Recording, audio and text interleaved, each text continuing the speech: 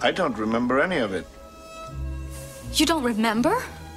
For you, the day bison graced your village was the most important day of your life.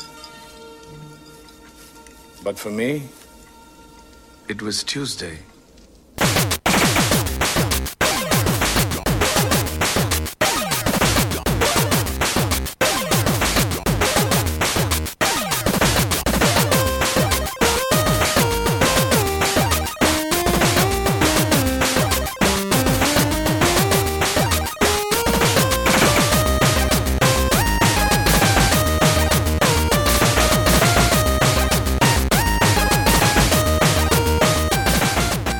Welcome to the Rated G for Gamers podcast, episode 192. Just a reminder before we start that you can find us on Facebook, Twitter, Instagram, and YouTube at Rated G for Gamers. Please rate and review us on iTunes and Spotify. We appreciate all the love. Also, we are part of the Gaming Podcast Alliance. Check out all the fine podcasts featured on there, like Zap Night Gaming, if you are looking for more gaming goodness. I'm your host, Dave Rotino, and this is my co-host, Dan, the podcaster formerly known as Classic Robinson. What's going on, man? Dan, I think we need to get right into it. The biggest game of the year, the biggest game in a long time has come out. Whoa! Dropped last Friday. Death Stranding. Oh, I thought you played it. To order 1887. Yeah, no. Death Stranding came out last Friday. You bought the game. I bought the game. I wasn't going to buy the game. No. You were like, you have the same opinion that I think a lot of other people do. Is I've seen a lot of coverage on the game, but I still don't know what the game is. And I'm not sure if the game appeals to me. I've seen a lot, and I've seen nothing. Right. So. And you've honestly seen, or we've all seen the core mechanic of the game, because Kojima put out like an hour-long video of like gameplay with, running around, putting up ladders and peeing on the ground and creating mushrooms, and yeah. So it's a very interesting game. It's a very interesting game, and I don't know if the game is for everybody. Well, you know what? Maybe what prompted me to buy the game day one. Mm-hmm. IGN. IGN. They gave it like they gave it a 6.8. They gave it like a 6.8, which the Order 1886 got a 6.9. So the Order 1886 got a higher score than Death Stranding from IGN. So I had to check this game out, right? So I said, you know what? Screw it. I'm in. So you played more than me. A little bit, yeah. Maybe I've played about 3 hours or so. Well, I shouldn't say that. I should say I've played about an hour and a half, and I've watched about another hour and a half. Yeah, I was just gonna say, like, for me, like, I was immediately drawn into the game, right? They do like the initial logos, right? There's a really cool Kojima logo, Kojima Productions logo, and then it goes right into it, and you hear the narration from Norman Reedus. He comes over a little bit, and then you're immediately thrust into a cutscene, right? And a long cutscene. Listen, it was a little bit of a long cutscene. Yeah, this game has long cutscenes. Well, it plays out a lot like a movie, right? I think that's a fair thing to say, right? There's a lot of exposition. There's a lot of story, a lot of narration. So there's a lot of that going on, which I thought you would be pretty hype about, right? I am. No, don't get me wrong. I don't know how to feel about this game. I'd be honest. I am dumbfounded. I have no words. I mean, the game is half a movie. And it's one half movie, 1/4 of gameplay, and another quarter of walking. Yeah, it's a lot of walking. Yeah. Well, it's a lot. It's walking / balancing, because you got to learn how to balance your cargo too. Yeah, and that's like the core of the game is, and I don't think it's I don't think we're spoiling anything, right? Because it's just like, this is what the game is. Everybody wants to know what it's about. You're a porter, right? Which is just another word for saying messenger. Right, exactly. And it's, you know, it's funny because your name is Sam Porter Bridges, right? Sam Porter, so it's basically your first name, your profession, and then the company that you're working for, which is the Bridges organization. So like you're like Sam Porter Bridges, and he even says like early on when he has his first interaction, he's like, "No, you can just like call me Sam. Sam's my name, right?" And that's kind of interesting. So he's like Sam Porter, and you basically have to make deliveries to different parts around the United States.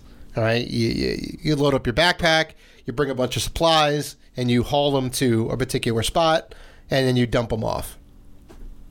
Yeah, but traversing the land, getting to the spot isn't easy because the weather is a problem, right? Like the rain is like acid rain.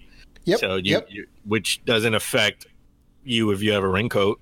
Apparently, I guess it's a magical raincoat. Yeah. Your packages will get damaged though, so like that's kind of interesting. Yeah, but you at some point in the game you do get like a thing to put over the packages to protect them. But you know, and then you have the other. I forgot what they call the guys, the actual guys that you see in the world that are like they will rob you for your packages because they want to deliver the packages because everybody wants to be a porter apparently, super porters. Oh well, there's a rival faction, I think is how we could call them maybe. Maybe not necessarily like the ultimate antagonist of the game, but there are other people you come across, that will try and take your stuff. The best thing to do is to sneak past them. Obviously, because you don't want to get in a fight with them. And if you run, if they catch you, they give up pretty easily. So it's interesting. It's a combination of package delivery, stealth mechanics, survival. Climbing and kind of traversing the landscape. And then it's also like balancing your pack, right? There's a whole like, you need to put things in certain spots on your person. You can put them on the arms, you can put them on the back, on the legs.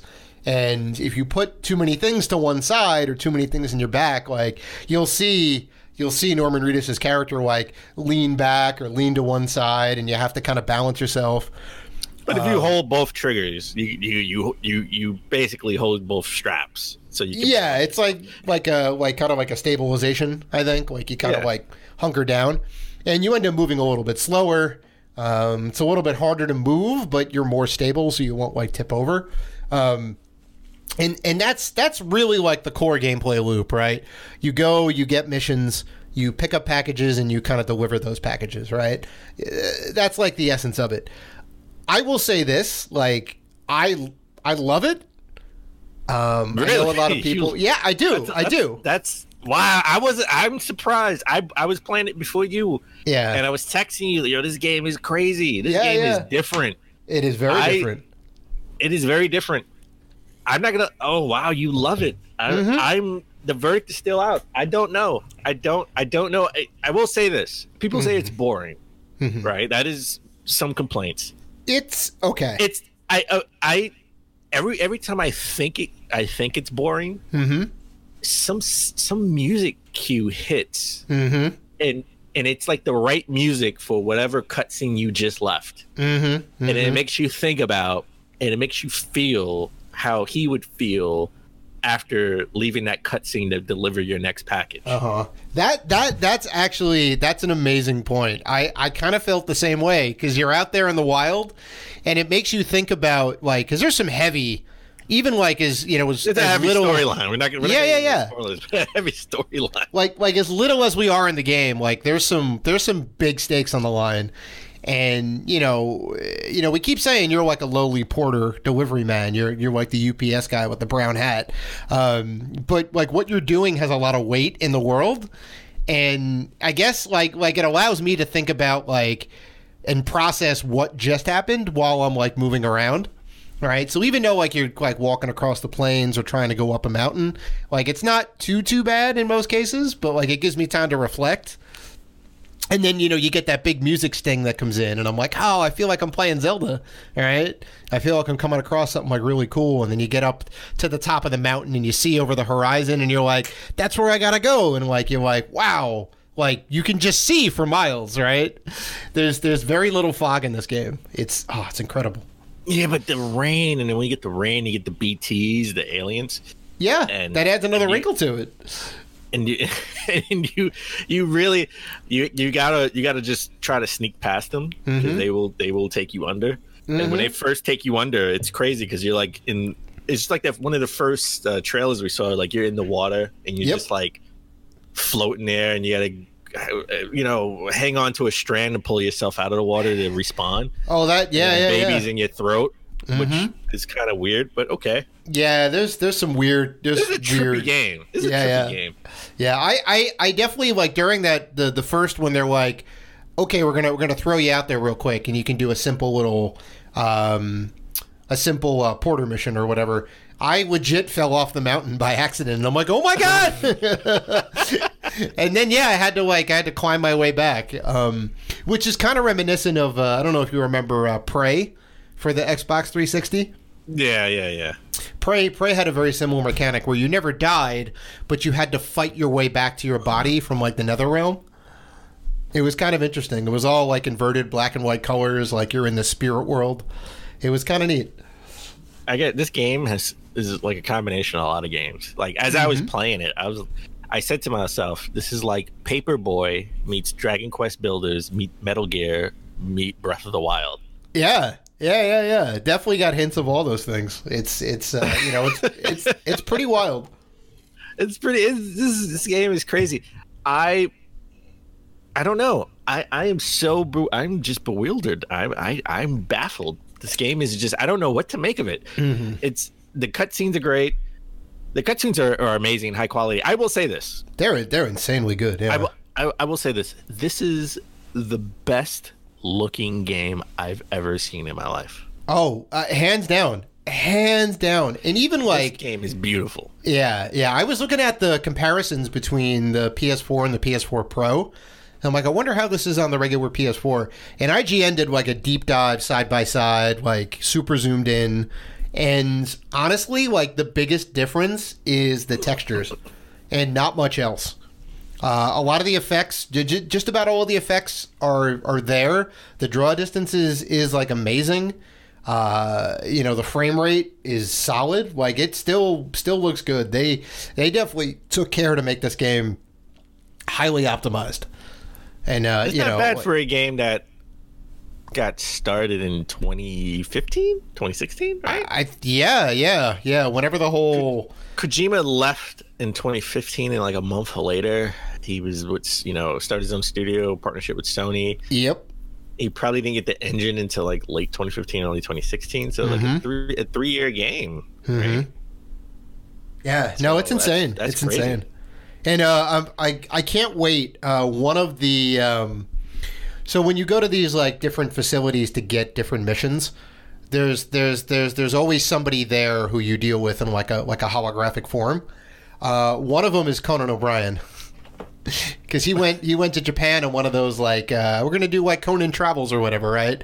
And he would go to different countries, and he went to Japan one time, and he went to Kojima Studios, and it was like really funny. It was like Conan being Conan, and then Kojima had said like, "Do you want to be in the game?" And they did a full body scan and all that. So he's one of the holograms in one of the. He's facilities. He's like a side mission. Yeah, no, I don't think he's like part of the main quest. But, and you have to go out of your way to go find him. But if you do find him, and when if you do find him, he will give you something totally useful for traversing. Oh, that I didn't know. Water. Yeah. He will give you something that is I guess I won't spoil it. He will give you something that is totally useful for water. Nice. I'll just leave it at that. Nice. So. Yeah. So I will say this. I will cut you off. You will find things that other people leave in the game. You won't see other people, but you'll find things that they leave in the game, like stuff. Yeah. You must like their stuff, because the more you like their stuff, even if you don't use it, just like their stuff, like your likes go up, and then you're more likely to see other people's things or something. Oh, is that how that works?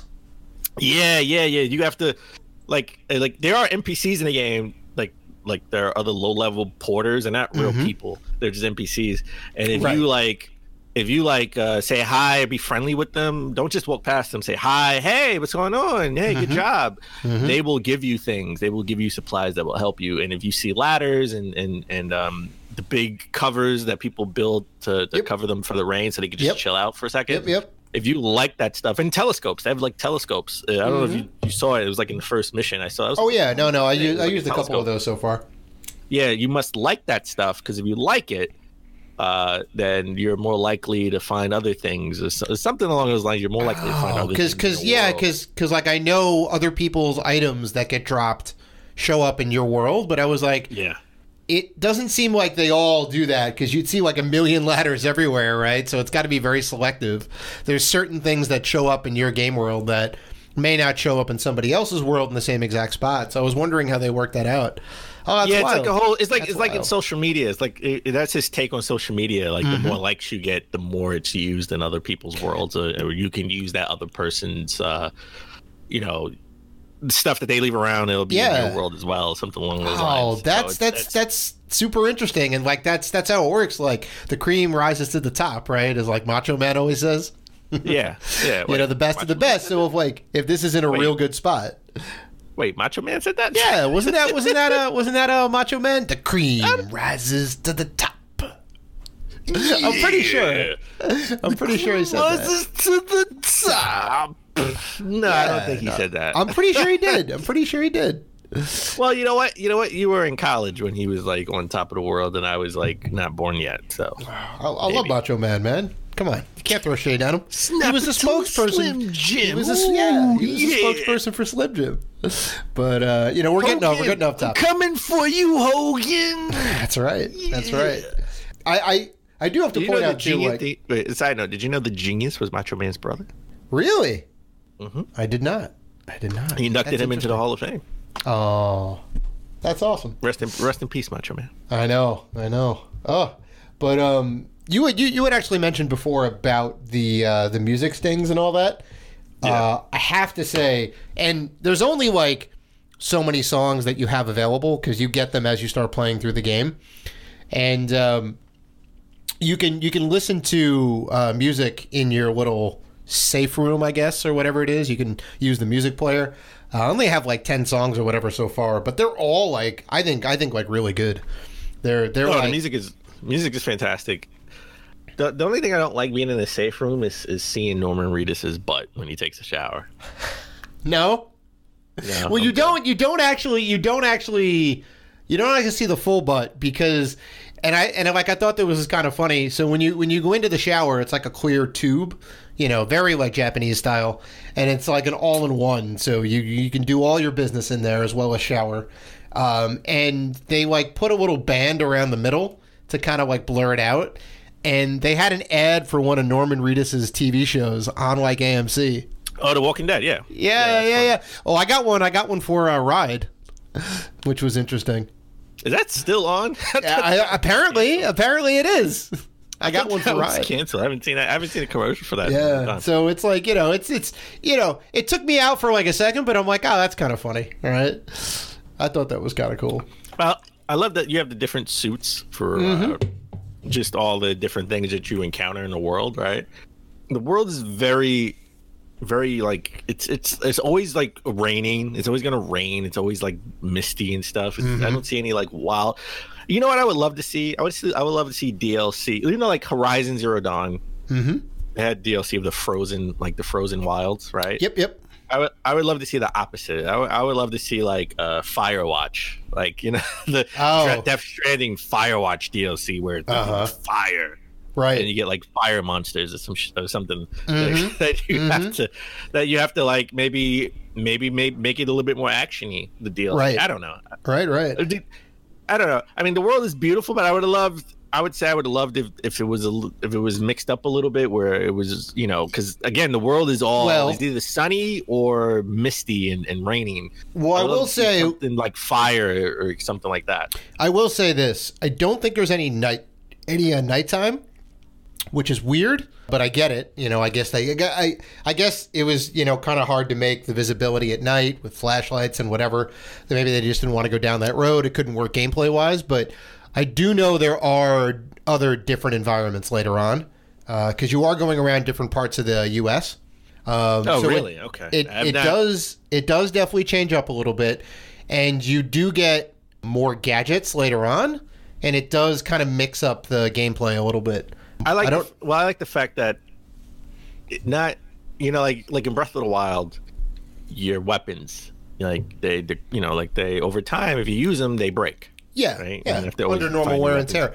And yeah, same thing with like a car or a bike, where if you have it, the rain will corrode it over time. Mm-hmm. So you have no protection from the rain on a bike. You do if you're in a car, but the car or the truck will erode over time.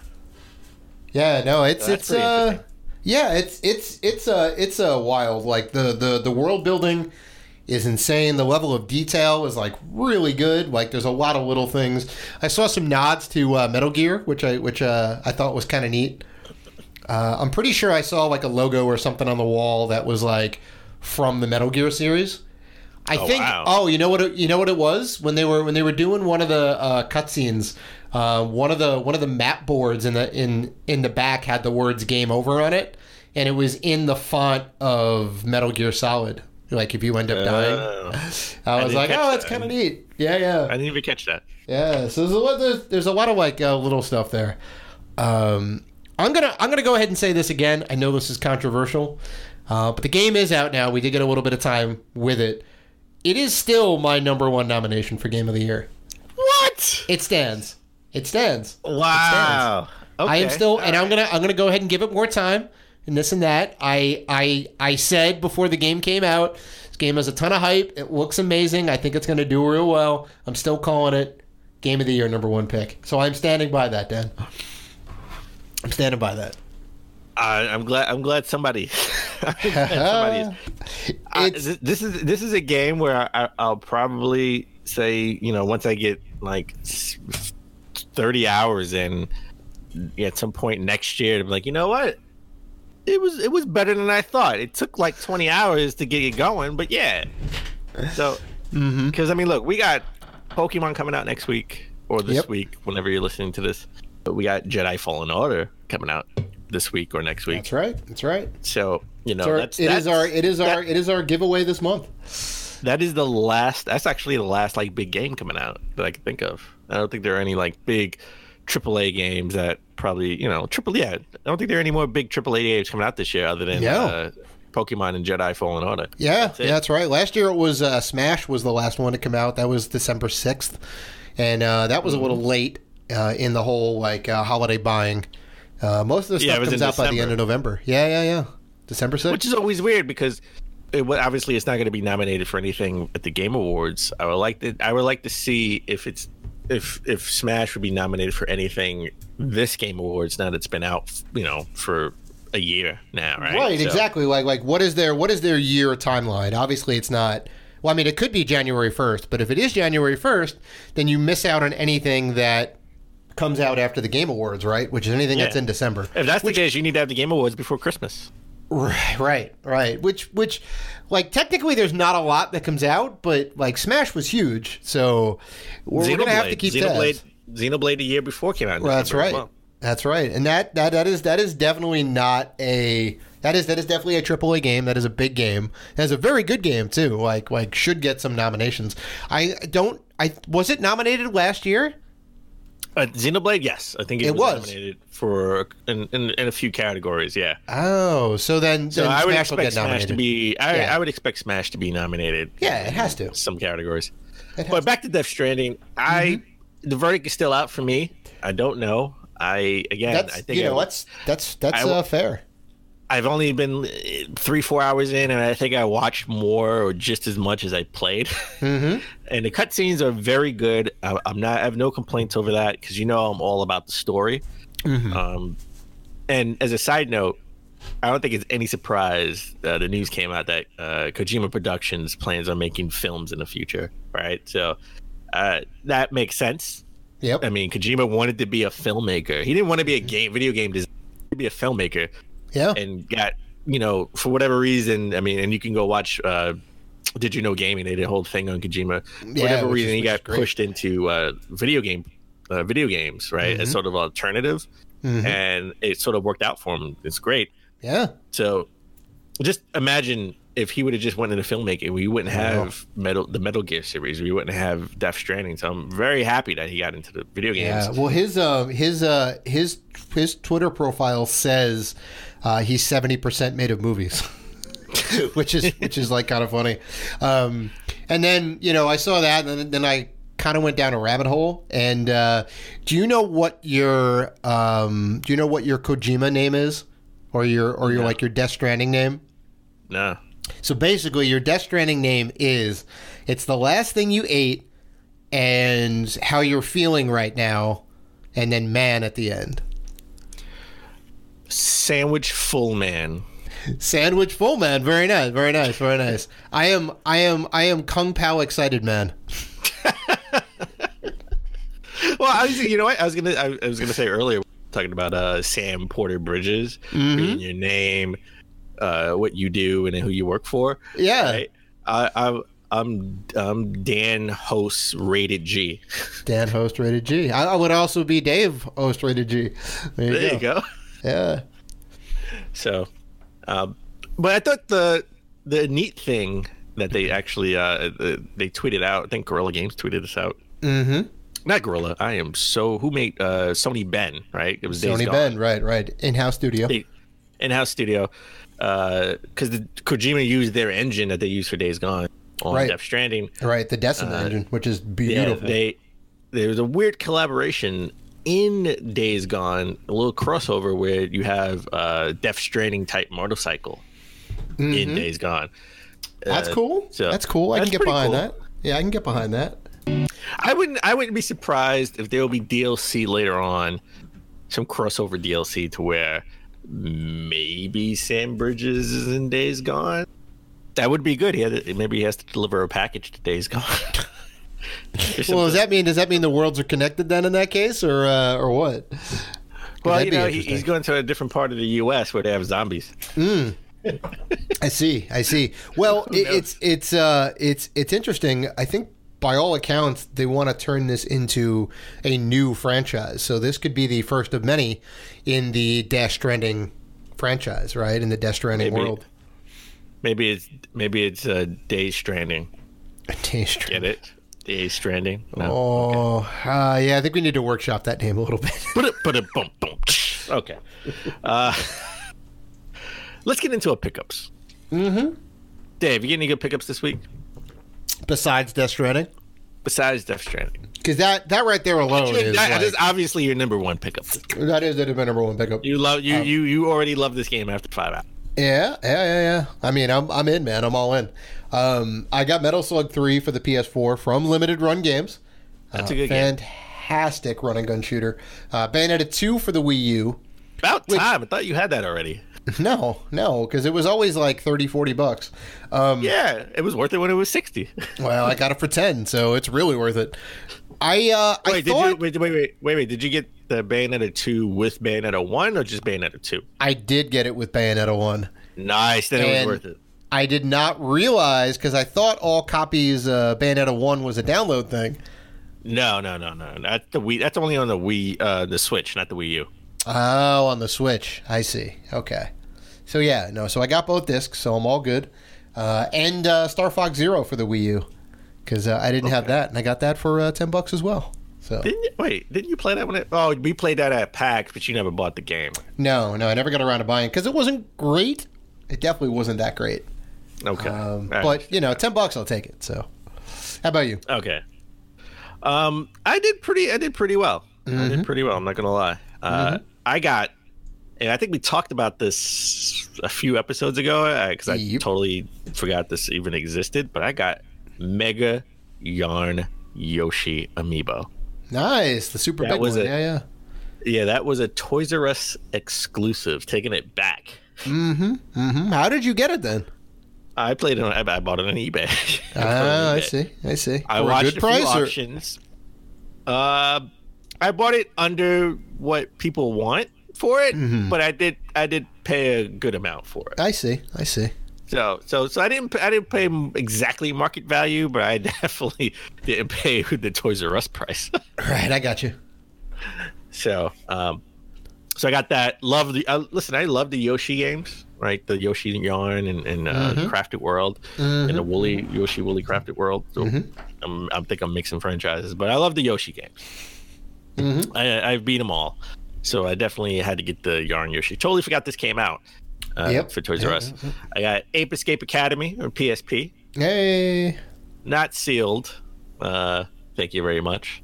You know, it's funny, Dan. Little inside baseball there. You know, it's funny, Dan. I have a sealed copy of Ape Escape Academy. I know, and I bought this for like $1.50, so I'm okay. Could have had a sealed copy for a couple bucks more. Is all I'm saying. I'll take it. I'll take it for $1.50. Samurai Showdown Anthology for the Wii. Interesting. Did not know this came out for the Wii. Is that all 5? That is, I think I haven't played it yet. I think it's all 5. It came out for the PSP as well, but I couldn't find that copy. Right. So I really wanted to have this in a collection. I didn't want to get it for the PS2.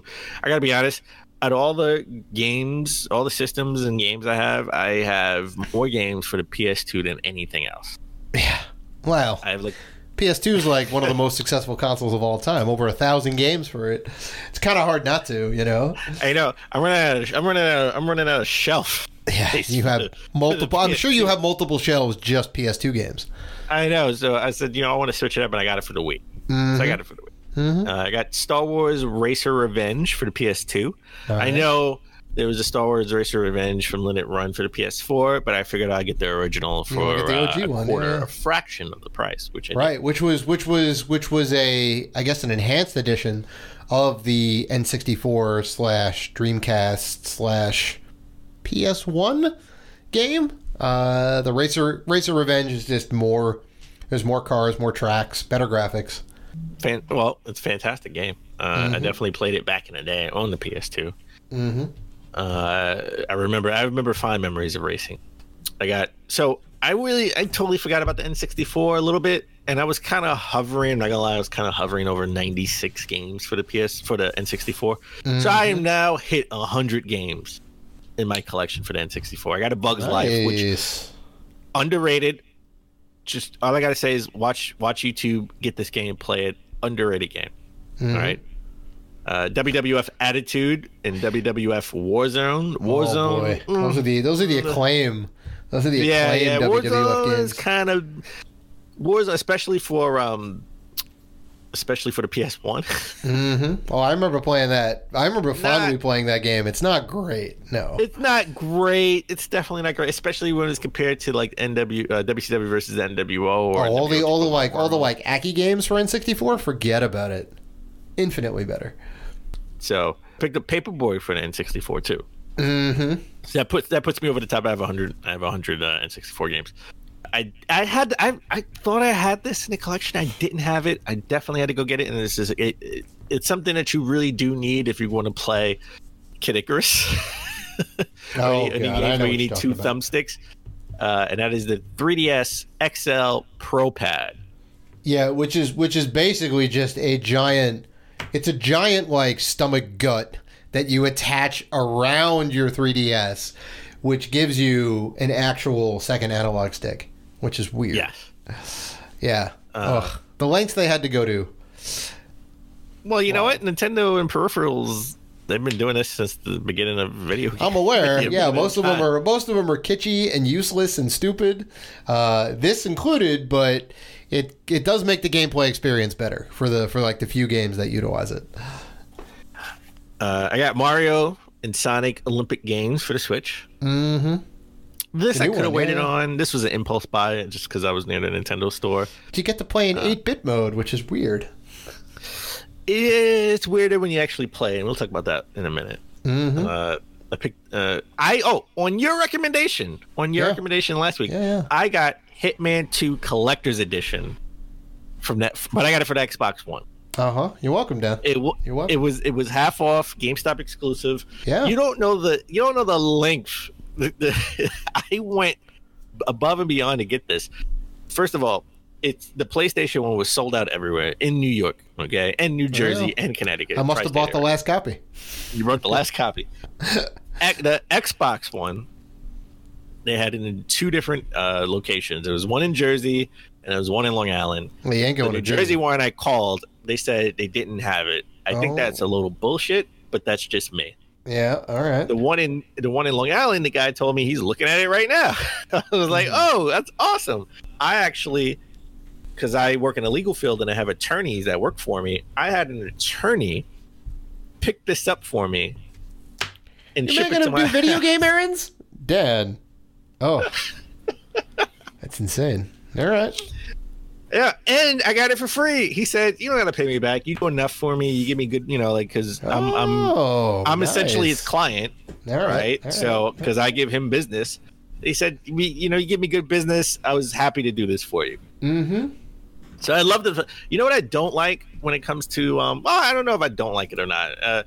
So certain collector's editions will come with the game, like in a regular case, and then it'll come with a steel book case. And it's like, well, which one do I use? I'm going to use the steel book case. Then why did it even come in a regular case at that? It should just come in the steel book. That's it. Right. So I guess I'm just nitpicking on that. And then obviously I got Death Stranding.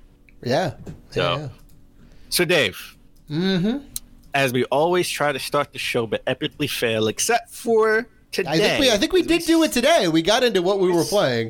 We got into one of the games we were playing. But Dave, what else have you been playing? We got into some of the games, or one of the games we've been playing, right? Which, biggest game of the year, biggest game in a long time. I've also been playing Dragon Quest XI. Still chipping away. Well, I was wrong. Because it looked like, you're about to beat the game. That's not new. You're about to beat the game. You're about to go to the World Tree and figure out you're gonna figure out how to vanquish the evil from the world, and that's it's gonna be the game, and then in credits roll, and then you can play Death Stranding on Friday. I was wrong. That was the halfway point in the game, and I kind of realized that right before I got to the World Tree, which is the source of life for all the Dragon Quest games. It's the big thing. It's in just about all the games from I think maybe 4 or 5 onward. They started talking about the World Tree, Yggdrasil or whatever it is. I don't know. I can't pronounce it right. Because I was looking at the stats, and I was looking at the monster bestiary, right? The Encyclopedia of Monsters, and I noticed there was half the thing wasn't filled out. I'm like, how did I miss all these monsters in the game? I'm at the end of the game, aren't I? And then I was like, oh no, it's the halfway point, and it's legit the halfway point of the game. How did you miscalculate that? Because if you follow the story beats and what's going on, you have all the characters that you can get in the game. You're kind of coming up to a point where everything's coming to a head, and it looks like this is the end. So it's not hard to assume that the game is almost over, but no, halfway point.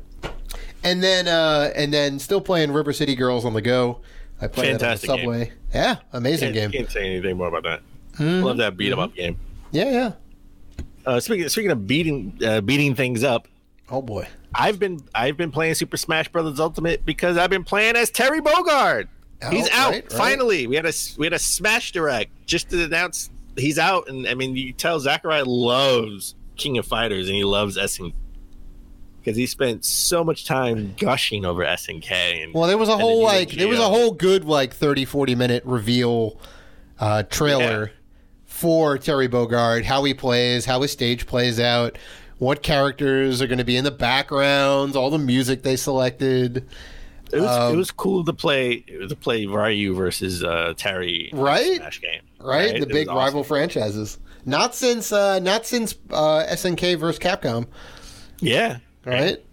I have that on SVC Xbox, the Xbox. Mm-hmm. Great game. So yeah. Go ahead. I was just gonna say it's funny because Sakurai noted like all the things that are in this game, all the nods to other SNK franchises and all the characters that are going to be in there. The one notable exception, Mai Shiranui, or however her name is pronounced, is not in the game as a background character because she is far too salacious, right? And to quote Sakurai, this game is for good boys and girls. No, but that actually is not. That was misquoted. He did not really say that. It was tongue in cheek. It was all tongue in cheek. Then why is she not in the game? Like, she has a very like revealing outfit, and specifically like it's supposed to be like a G-rated, PG-rated fighter. Well, no, she's revealing. Well, first of all, she can't be in a game because she's a little bit too revealing. That's more for the Japanese audience than it is the American audience or the Western audience. Well, right. The actual. But if she was to be in the game, they would have to change the rating of Smash Brothers. And that's what I'm saying. I know, but the whole good boy thing was mistranslated. Oh well, sure. But I mean, like the meaning still stands. The meaning still stands. She was a little too. But nobody should be outraged salacious for that because it's the truth. I mean, that's just the way. That's just the way. No, I'm not outraged by it. I just thought it was funny. So, but the whole good boy, the whole is for good boys was not him, but the translator. Oh, so, well, I mean, sure. He didn't say that. He didn't say it like that. Sure. But, I mean, it's still funny. It's still funny. That's all. All right. Well, so I've been playing a lot of Luigi's Mansion 3. I still think it was a missed opportunity that this game should have came out at some point in the middle of October, just so it could be in a Halloween sort of spirit, right? Still Halloween season. It feels a little weird to be talking about Ghost in November. But I've been chipping away. I think I'm halfway through the game at this point, right? I'm like the floor 10. I'm at the 10th floor.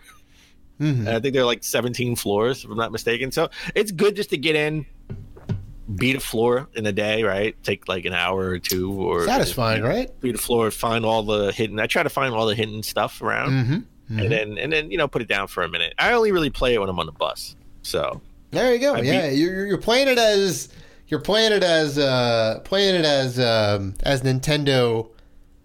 it as Nintendo wanted, right? You're using it as a hybrid on-the-go and home system. Well, it's cool because I get to just save my progress to the cloud, download it to my main Switch. Well, I should say the original Switch, and then I can just dock it and play it on the TV. Yep. It's beautiful. So, all right, but why don't we take a break? When we come back, we get into the top gaming news of last week.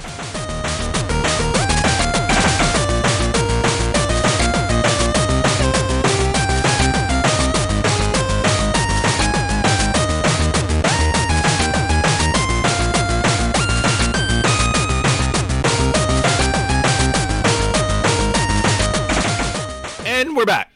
Why don't we get into the top gaming news of last week? Let's start with Pokemon. It's coming out. Pokemon Sword and Shield. I will be getting probably Sword. Still don't know why. Yeah, but I'm gonna give it the college try. I'm not a big Pokemon. You're gonna play it for an hour and then put it down, and it's just gonna be in the collection. I put 2 hours in a Let's Go Pikachu. Come on. Okay, and you put like 15 seconds into Pokemon Go. Well, that was different. That was on your phone. That wasn't like no, but I'm just saying, like, you play it for like enough to know you don't like it, which I can guarantee you will not like this one. It's the same formula. You know what? I wouldn't make guarantee. All right. Okay? All right, because I'm gonna try. Okay, I'm gonna try. Well, I have to commend you for that then. Well, thank you. But all the Pokemon fans are up in arms because there was a leak out there leaking some, different Pokemons from one of the games, right? We're not going to get into that because if you're a Pokemon fan, I don't want to describe any of the Pokemons that may have been leaked that may or may not be real, but I think they're pretty real. I feel like it's pretty on point. Yeah, I feel like it's pretty on point because apparently Nintendo has found the leaker.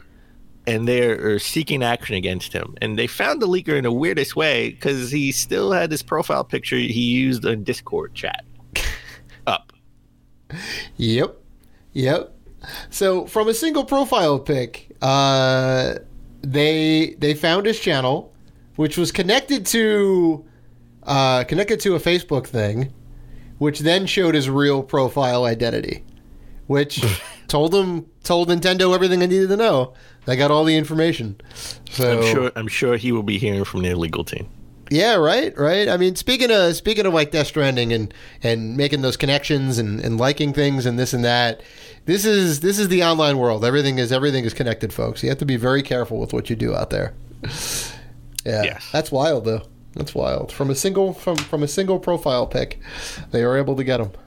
So now let's talk about fighting games, and we talked about Terry Bogard, and because I got to play Terry Bogard and Ryu and Smash Brothers, and that was the last time we seen them two fight was in SNK versus Capcom, which I have on the original Xbox, I believe. I have to take a look back, but that's not what the people really want.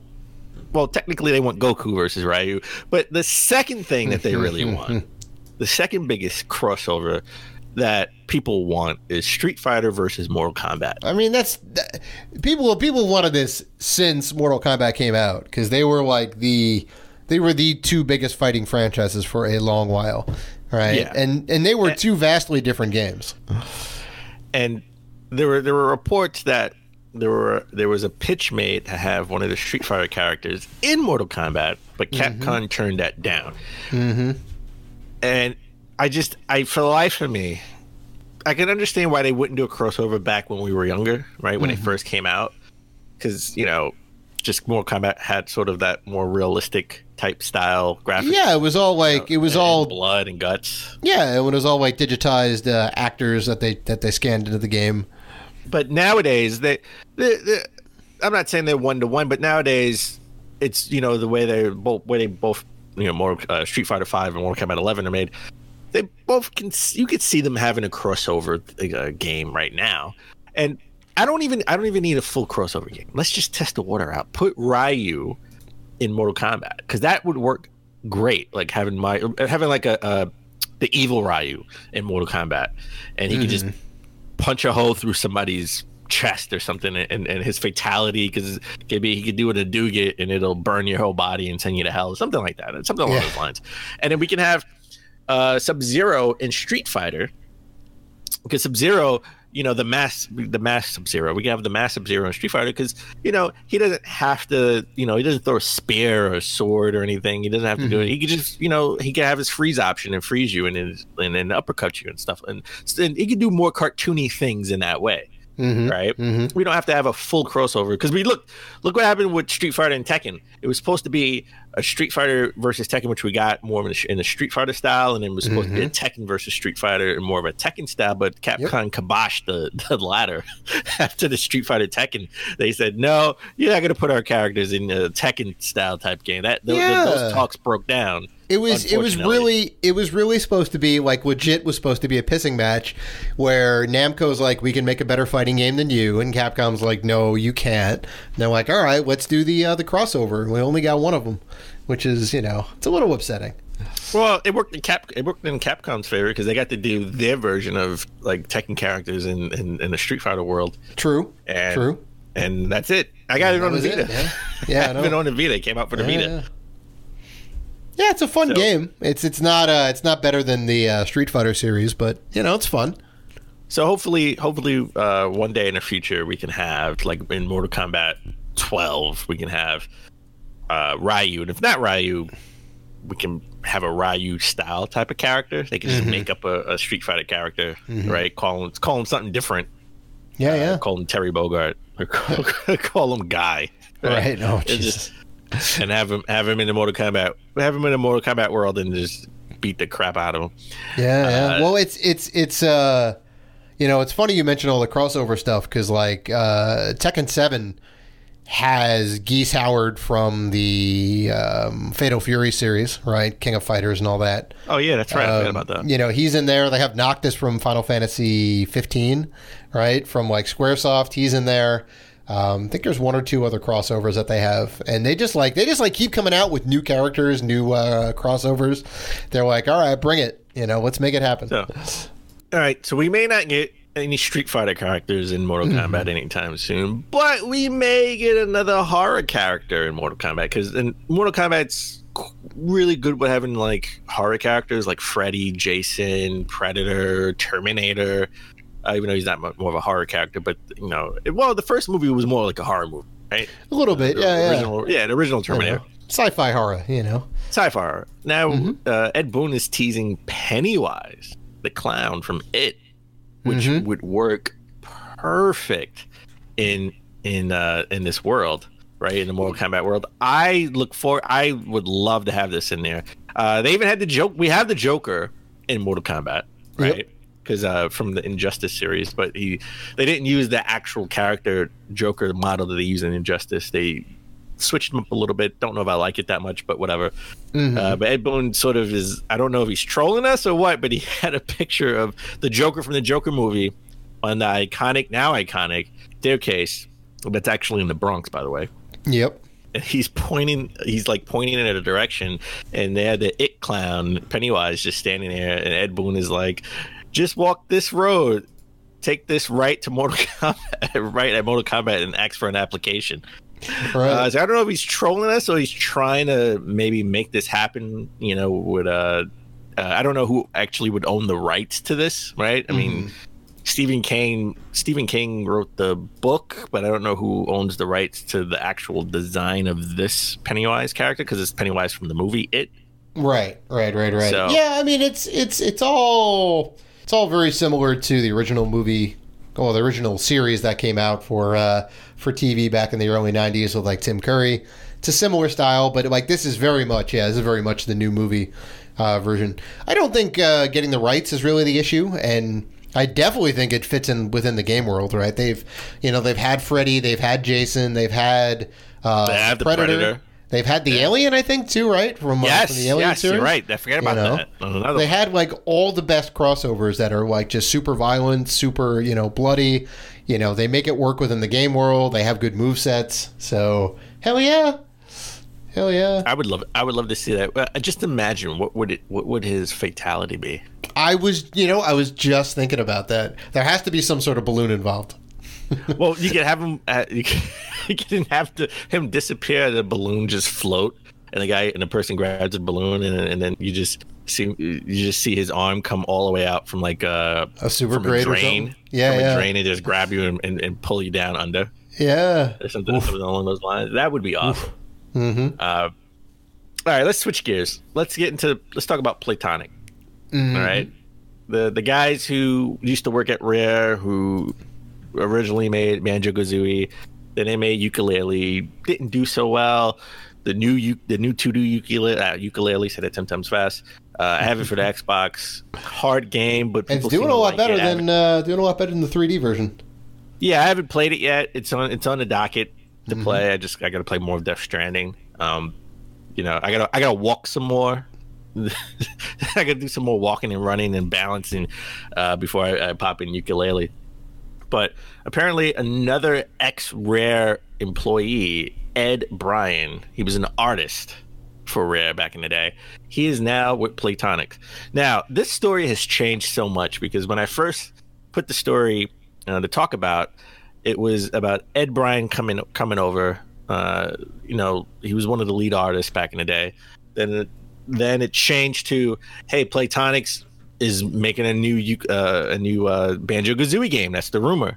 And then the next day that changed to Microsoft is buying Platonix to be part of the 25 studio acquisitions that they've done in the last 2 years.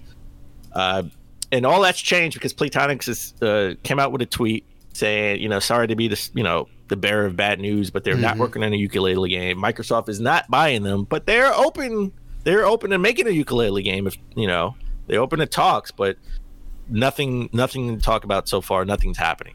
Right. So the story has morphed like a few times since I actually had the original story of Ed Bryan coming over. Right. I would love if we had a ukulele Banjo-Kazooie crossover game. Yeah. Microsoft, make this happen. Yes. Come on, make this happen. I don't know. Like I'm actually happy that the Rare devs are being poached, because I'll be honest. You don't like Sea of Thieves? I'll be honest. No, like Killer I did Instinct? not. Wait, they didn't make Killer Instinct. They didn't make Killer Instinct. They didn't make it's the one game. It's the one game that's really good. That was a rare property. It was a rare property, and it was amazing, and they didn't make it.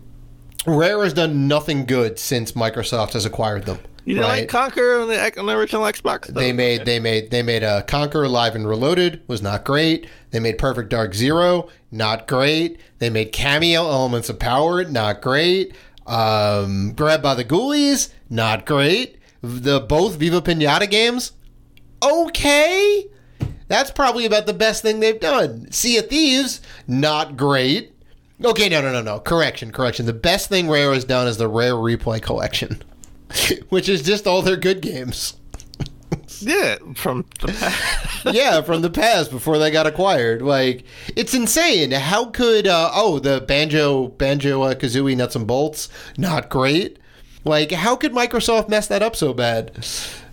I don't know. They made so many good games when they were with Nintendo. All right. Come on. I think we'll get a Halo and a Perfect Dark Zero game, launch game for the XP. I would love a new Perfect Dark game, right? I thought it was a good franchise, like built off the backbones of GoldenEye 007. Well, GoldenEye. I think the rights are coming up, and I think Nintendo is not going to, because the rights was shared by 3 people: Rare, Nintendo, and whoever owns the James Bond. I IP. believe it's MGM or Broccoli Enterprises. The Broccoli name is. I think Nintendo. I think we talked about this in a show a while ago. We did, yeah. I think Nintendo is like not going to re-up their portion of the IP. Well, they haven't done much with it, and there was anything with it. They haven't done anything. There was a GoldenEye Reloaded, which had Daniel Craig, because they lost the rights to Pierce Brosnan because he wasn't 007 anymore. He wasn't James Bond, so they had to use Daniel Craig as the character, and they made like a remake of it. You know, it was okay. It was okay. That's about the last GoldenEye like 2 made. That was. I mean, it couldn't be officially released. Yeah, but I think it was like people was like, oh, this is. They changed the whole control scheme from what I remember, and it worked better, worked more like a Call of Duty type game. Yeah, I would love to see another GoldenEye game come out. I mean, look, we have the last James Bond movie with Daniel Craig coming out next year, right? Yeah. They just wrapped a few, like 2 weeks ago. Right? Well, we're definitely not going to get another GoldenEye themed first person shooter. It should just be 007 GoldenEye. Just reboot the whole thing, and you don't have to have Daniel Craig or Pierce Brosnan. Just have a make up your own version of James Bond, or have it be somebody else. Have it be somebody else. You want the main character from Agent Under Fire or Nightfire? I want or Bloodstone. I want the Bloodstone character. I want to give me. You know what? Give me Matt Damon. Give you Matt Damon. The money involved to get him on board. Give me. That Jason Bourne game was pretty good. That Jason Bourne game was pretty good. Sure, the Bourne Conspiracy, the game I have 2 copies of. That was underrated. That was underrated. That was pretty good. Mm-hmm. It's a Dan Robinson sleeper pick. Well, you know what wasn't a sleeper pick? What was a major hit? That was Horizon Zero Dawn 2. Oh, in your face! Wait! Horizon Zero Dawn 2? You mean the first one? Okay, let me. There is no 2 yet. Horizon Zero Dawn 1. Well, wait a minute. You can't have 1. You can't have 2 without 1. That's why I said 1. I did the This is the Dave Tino scale of calling it 1, even though it's not called 1. Well, wait a minute. Christmas 2 only works because we have Christmas 1, right? We have Christmas Prime. We have Christmas Prime. Are you saying that there is a new Horizon game on the Horizon? Is that what you're saying? What I'm saying is Hermen Hulst. He was the head of Guerrilla Studios, who came up with Horizon Zero Dawn 1. Yeah. Right? Well, okay. He's taking over. The Sony's did this whole restructure. They're doing this whole executive restructuring, which we haven't talked about it at all, other than Sean Layden mysteriously stepping down and leaving Sony after like 25 to 28 years or whatever. So, Hermen Hulst, again, head of Guerrilla Studios, is taking over Sony Worldwide Studios from Shuhei Yoshida, who now will be taking over, sort of like the indie game liaison. He'll be the champion of indie games, right? Which kind of makes sense because he built relationships with a lot of indie studios.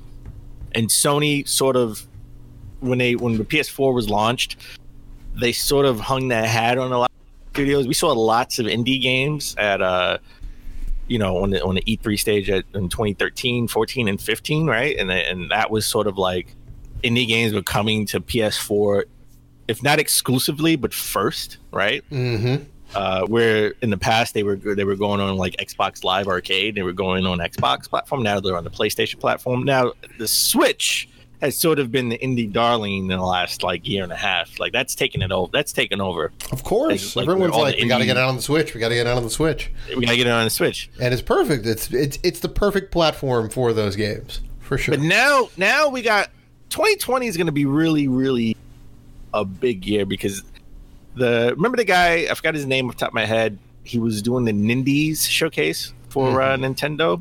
He now works for Microsoft, right?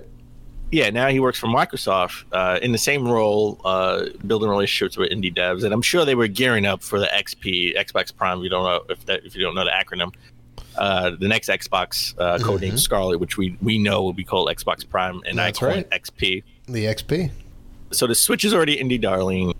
We already know Microsoft is gearing up to do things with indies. Now this just makes sense that Sony's putting their head guy, like Shuhei Yoshida is like I know Charlene is the president, right? Was like the president, but Shuhei Yoshida was like the face and voice. Thanks to Greg Miller and the guy, when he was Beyond, and it was kind of funny. He was like the voice and the face of Sony because they would always put him out there as like Shuhei, right? Yeah. So he's going to be sort of champion indie games. So we got a 3-way pull right here. The indie games are getting pulled in 3 different directions, right? So this just makes sense. And the guy from Guerrilla, Hermen Hulst, listen, they made the Killzone series. I like Killzone Shadowfall. I thought it was great. I didn't like some of the later stages. That's why I never finished it. I'm on the last stage. I've been on the last stage since it launched. I haven't gone back to it and beat it. But everyone liked the Killzone series, especially 1 and 2, and then the one for Vita, Mercenaries. Maybe not 3 and Shadowfall so much. And then they came out of nowhere with Horizon Zero Dawn, right? Everyone critically acclaimed, sold over 10 million copies in the last 2 years. People love that game. So he seems like the right guy to be the head of Worldwide Studios, right? He seems to know what he's doing. So I think this is a positive move, a positive step in the direction for Sony moving forward with the PS5. Yeah, and like, speaking of the whole like indie thing, that was Nintendo's problem since the Wii. They didn't have good third-party support. What they did have on the Wii was all shovelware, besides like Ubisoft. On the Wii U, it was exacerbated. They just had Ubisoft making a third-party studio making games, no exclusives, right? And then the Switch comes around and they said, "Hey, we have this system that's a hybrid portable home system. How do we like leverage?" How do we kind of leverage all these third-party studios? They say, hey, this is a great spot for Hollow Knight. This is a great spot for whatever. Like you can put Enter the Gungeon on your system and it'll run great, and you can have people play it on the go wherever they go, and they'll always have this game that like they can play anytime. And it worked out like gangbusters for the Switch. So I don't think Sony's going to have a hard time getting third-party indie studios into the fold. They just have to be like open and welcoming and say, hey, we know this is a platform of big AAA titles like Horizon Zero Dawn, like Death Stranding, but also we love indies, And I think with Sony taking the approach with State of Play, right? They can showcase whatever they have working on exclusively or timed exclusives 100%. with indie games. Throughout the year, they could sprinkle it out. It could be like an indie State of Play, right? I can imagine them coining indie State of Play, just like they have the Nindies for the Nintendo Switch. Right. Because they control the narrative. They can put whatever they want out, Yeah, it's a great platform for that. Yeah. All right, so as one guy leaves, more people must join. And what I mean by that, and this is, I think I got the stories mixed up when I made my announcement, where I said, Horizon Zero Dawn 2.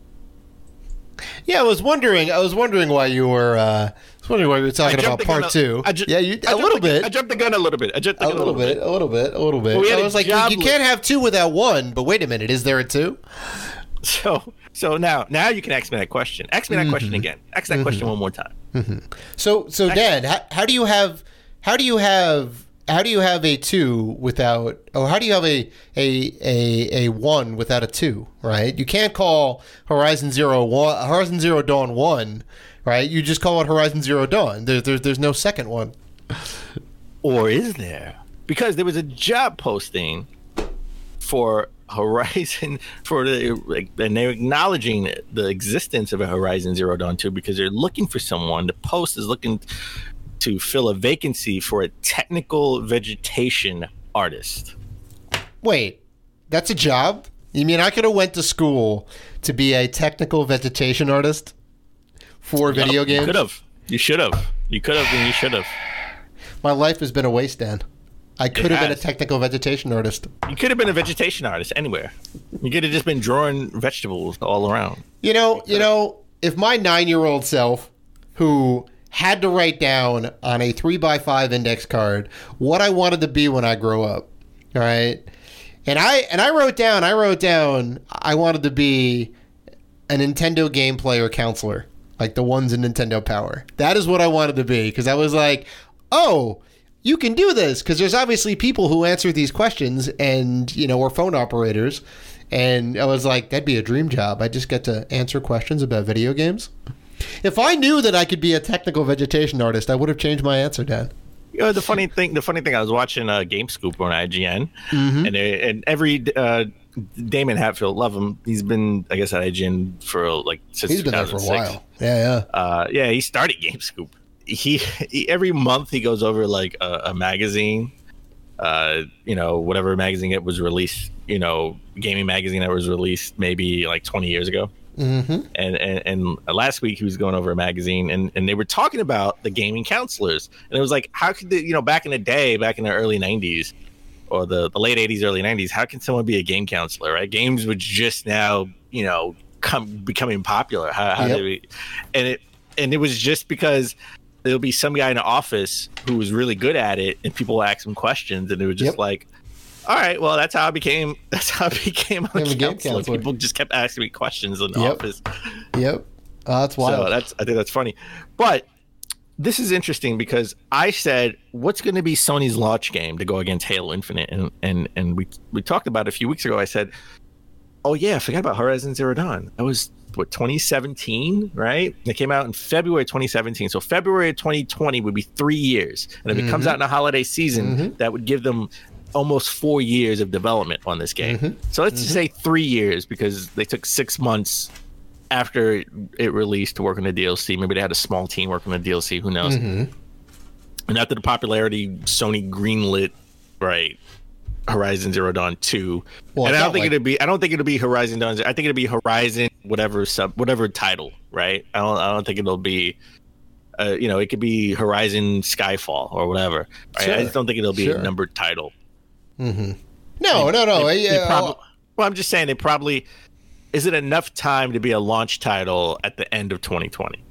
Oh, well, I mean, if they're using the same game engine, if they kicked it off pretty soon after the first game, which arguably they probably did because the game did gangbusters.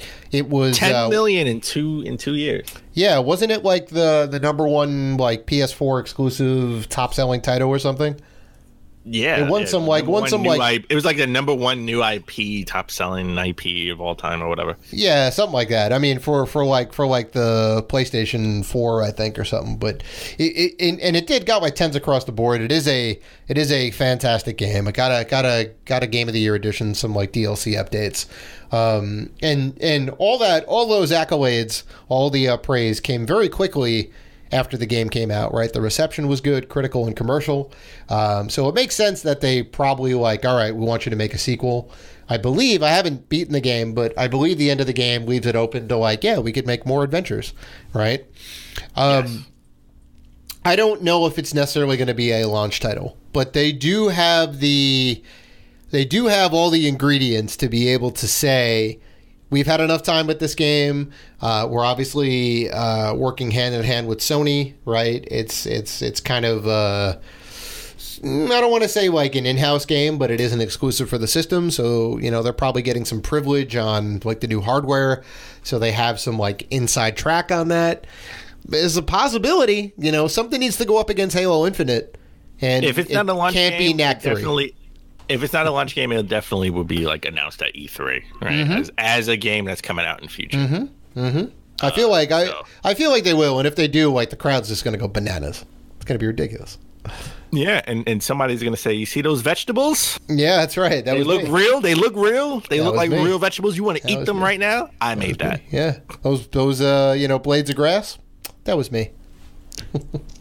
So, before we get into our next story, Dan, we have to take a quick break and announce that we have a November contest going on.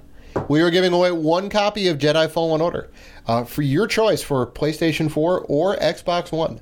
And the secret code this week is the first order. So, send us that code via DM, private message, us on social media, or email us at info@ratedgforgamers.com for entry. Note that you can enter once per episode. We will be dropping codes all November long. Also, for one additional entry, head on over to our Twitter at RatedGForGamers and like our contest post. Retweet and make sure you are following us. And good luck to everyone who enters. I like this month's giveaway. I am looking forward to Jedi Fallen Order. Like it's a serious debate of if I'm gonna get it for PS4 or Xbox One. I don't know, right? Because I know I'm getting it. Getting it. It's never which system I'm gonna get it for. It's never a contest for me. And I'm not trying to throw shade. And I know you want to get it for PC. You want everything for the PC. Oh well, yeah. I mean, yes, but no. I mean, I have a very nice big 65-inch TV in the living room. So that kind of, it's nice to play on the couch in the nice cozy living room as opposed to like hunched over your computer. I mean, sure. Like some games, sure. I definitely want to play on the PC, like Cyberpunk. Well, you know what's gonna. Well, I get you up, but what's gonna be the determining factor? Mm-hmm. I have to see the actual box art in the store. Yeah, and if it says download required for the Xbox One, you can forget it. Well, I've been down this road with Call of Duty. Right. Well, Xbox and PlayStation are usually on the same page. It took all day for that thing to download. I'm good. I'm so good. Yeah. Sorry. But no, like typically I'll get it on the Xbox One because Xbox One X has better visuals overall, right? It is a slightly more powerful system than the PS4 Pro. Well, I have to see in Death Stranding. Listen, the PS4 Pro, man, it looks beautiful. Well, that's the beauty of being able to work on one system in particular, right? This was built from the ground up for the PlayStation 4. And Kojima knows the hardware, right? He knows the ins and outs of the PlayStation. And they're able to get real intimate with everything and optimize it for the PS4. So if it were to come out multi-platform, I can guarantee you the game wouldn't look as good and run as smooth. You know? It's a benefit of that. We'll never know. Well, I mean, it is coming out for PC, but I think it's going to have a much better time than Red Dead is right now. There's definitely some PC glitches. I say we'll never know it in like an E3 2021. Yeah, Death right? Stranding. Yeah, you didn't Coming play to the it. Prime. It's coming out. It's coming out of Xbox One. Yeah, Backwards compatible with the Xbox Prime. Yeah, right. You mean forwards compatible? Forwards compatible. Sorry, that's right. All right, let's talk about Square Enix. And speaking of next gen, let's talk about Square Enix. They're apparently working on and I quote, new next gen action IP for high definition consoles. So Dave, you're a big Square Enix guy because you're a big Final Fantasy. I love Square Enix. I love Square Enix all the way back to when they were just called Square. They went through a couple iterations. You like triangle and circle just as much? They were just a straight up triangle with the name Square, and then they were SquareSoft, and then they were Square Enix after the merger. So what would you want to see in a new IP, on next gen? Well, brand new IP or like a continuation of a franchise? Because give me both. I mean, they gotta go with their bread and butter. Square and Enix. Enix of Dragon Quest fame and Squaresoft or Square and in Final Fantasy fame. Those are the ones that brought them to the ball, right? So you gotta go back. You gotta go back to the roots. You gotta go back to the classic RPG game. If you want to modernize it, you got to make it an action RPG. I would love to see a new Chrono game. We had Chrono Trigger, we had Chrono Cross, we had inklings of Chrono Break, which was apparently supposed to be the third in the series, but that really never materialized. I would love to see a new Chrono game with modern visuals. And I think every damn RPG fan, every damn Squaresoft fan, every damn video game fan would just be bowled over by a brand new Chrono game, right? It's a no-brainer. Just like everybody would be bowled over if there was a new Earthbound game for Nintendo. The problem is the creator of both those series don't really want to continue with that series. I don't know if it's I don't really know what the reasoning is behind it, but somebody else would need to take that mantle up, right? Really? Yeah. Okay. So I mean, I think that's the stopping bit. The easy answer is make a new Final Fantasy game, right? It's like boom, there it is. Final Fantasy 16. Exactly. There you go. We know that's coming. Oh so yeah. That's coming. It's definitely in the works behind the scenes. As to when, I don't know.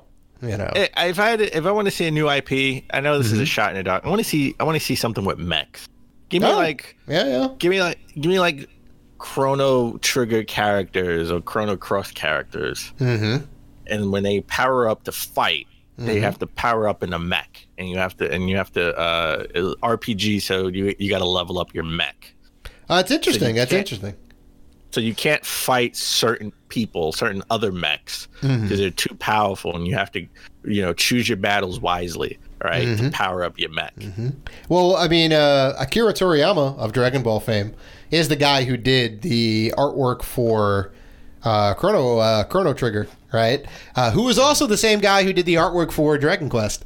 So that is not beyond reach. And Squaresoft does know mech combat because they do have their long running Front Mission series, which is a little less actiony, but I could totally see them doing a new IP, large mechs with anime style characters that have to power up. That'd be kind of badass with next gen Xbox Prime visuals. I'm on board. Well, whatever game they come out with, I'm sure a year or 2 years later, it's going to be on everyone's Black Friday list to pick up for super cheap. Dan, I can't believe how well that segue went. I was like, how is he going to get into Black Friday 2019 sales? And there it is. Thank you. Very nice. Segue. Yeah. So, let's talk about games that probably came out a year or two ago that I now will finally pick up, or even this year, for super cheap. So, we got a bunch of flyers that came out talking about Black Friday, and I'm already sort of planning my excursions on Friday, because I will be for the first time ever. I will be for the first time ever Black Friday shopping. Oh, you're gonna be physically in a store. I will physically be in the store. Dan. I'm gonna spend a lot of money. Dan, that's a rookie maneuver. Why would you put yourself through that? Well, you know what? Because I've never done it. I got to do it at least once. Well, you've been on the other side of that, though. You know how bad it is. I have. You used to work retail. We were the frontline infantry when people came in running in for that doorbuster deal. Oh, God. My first Black Friday was when the 360 came out. Ooh, yeah, no. Actually, I think it was 05? No. I'm lying. That was my Black Friday. I am so lying. My first Black Friday was 2003 or 4. Yeah, 2003 or 4. That was my first Black Friday. So, just look at some of these sales. Let's go with the circular that's like super good, and that's Target right now. Listen to this. You can get Super Mario Odyssey, Breath of the Wild, and Mario Tennis Aces for $29 each. Right? Those are good prices, especially for Nintendo games. Hell yeah! For Nintendo, they never go on sale. They never go on sale. But look at this. Games that are $30. Mortal Kombat 11. I think that's a good price for Mortal Kombat 11. Dragon Quest Builders 2. I am getting Dragon Quest Builders 2 for $29.99. And Judgment, that new Sega game that was sort of like a Yakuza spinoff. Getting that. Now, Fallout 76 and WWE 2K20, definitely not $29.99. I say wait until they're on clearance for $10, because both of those games are trash. Terrible. And Captain Full Body, definitely $29.99 in Target. I'm getting that. I remember I hipped you to this game. You're like, what is this Catherine game? I know, and I had it in the collection too, and I never played it before. So now it's good. Well, let's not forget about FIFA 20, Dad. That's I forgot. FIFA 20, $29.99. That's coming out. It's for the Switch. I am getting the. I wonder if that's only for the Switch, because I definitely need the Xbox One version. I got to get that on sale. I can't imagine it won't be the same price for the Switch. If not, maybe a little bit cheaper. You got to pay that Switch tax. Right. Exactly. But let's look at some of the games that are $15. Okay. Overwatch, $15. Look at Aladdin. That Aladdin and Lion King Disney Classics, $15. Definitely worth that. Resident Evil 2. Wow, that's $15. That's a great price. Yeah, hell yeah, it is. That game is fantastic, and it came out this year. It came out earlier this year, so it makes sense. That's what I mean. Yeah. Kingdom Hearts 3, and just again, Mario plus Rabbids, the Crash Insane trilogies, Crash Team Racing, all $15. It's totally worth it. The Overwatch Legendary Edition, which is great. There's some good stuff here. Oh, look, Borderlands 3 for $35. I purposely, because I knew I wasn't going to really be into that game, so $35 is a good price for me to pick that up. I wish it was $29.99, but I understand it just came out like 2 or 3 months ago, so I can understand. But look, Control is out for $25. That's a good price. That game is fantastic. I lost my attention because I was all into Zelda, right? Link's Awakening. And Spyro Collection for the Switch, $25.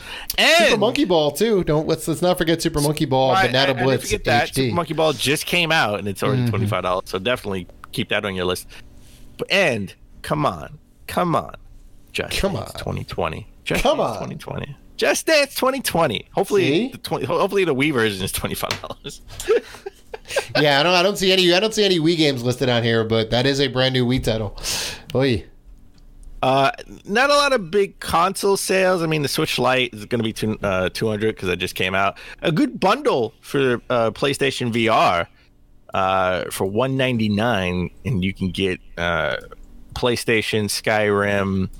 What is this? This is PlayStation, Skyrim, PlayStation Worlds, Everybody's Golf VR, Astrobot, and Resident Evil 7.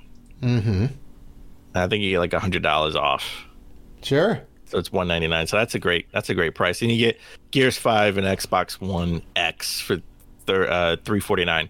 Yeah, that's a good price too. There is also the PS4 with The Last of Us Remastered, God of War for PS4, and the Horizon Zero Dawn Complete Edition.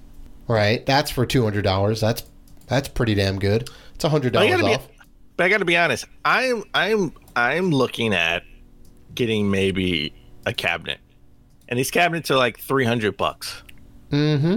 But Target has it for $249, so it's $50 off. Mm-hmm. I may want to get Marvel. Superheroes. Where are you going to put that cabinet then? Dave, come on. That's an amateur question. Where are you going to put that cabinet? Where I'm going to put it. I'm just going to make room. I always do.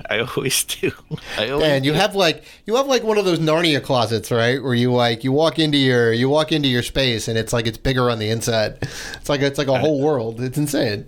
Let's switch. Let's switch gears to the Best Buy.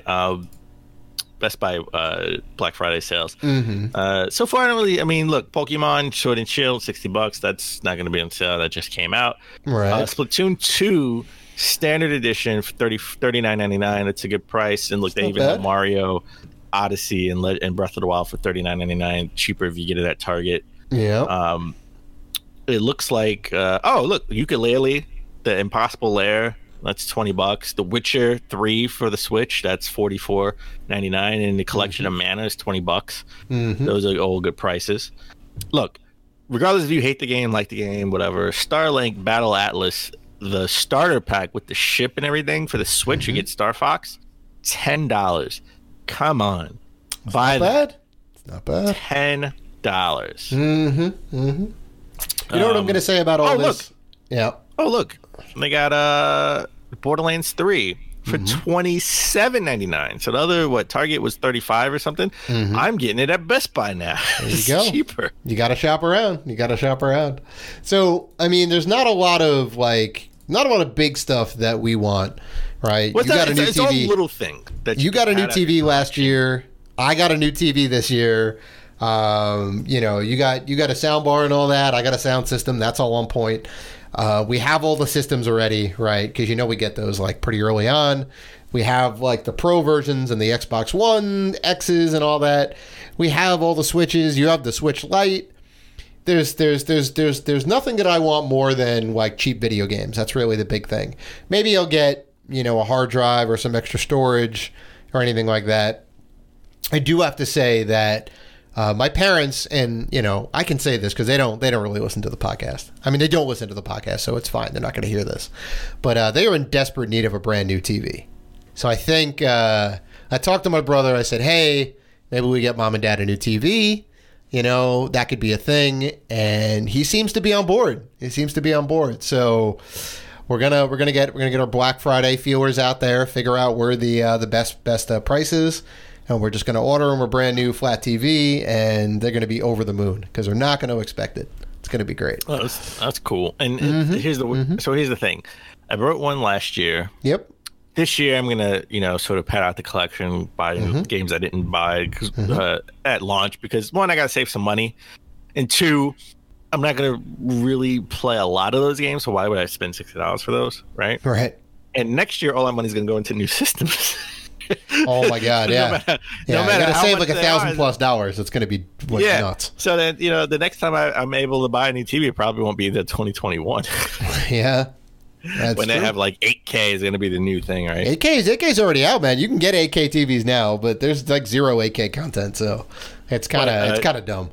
Just to finish, if you're definitely looking out for some good deals, Best Buy has some pretty good deals. Medieval and Days Gone, both $20. Yeah. Right? And Medieval just came out a couple of weeks ago for 40. It was $40 for 40. Yeah, it's $40, $39.99.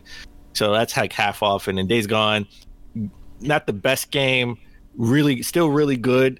Definitely if you like traversing and zombies and crafting and stuff, $20 is a damn good price for that. So, and lastly, Marvel's Spider-Man Game of the Year Edition, something that I want to pick up because I want to play the DLC, $14.99 at Best Buy. There you go. Well, I don't actually have this game. I've been still trying to find it for a good price, and $14.99 is a good price considering it comes with the DLC too. So we will both be getting copies of that game.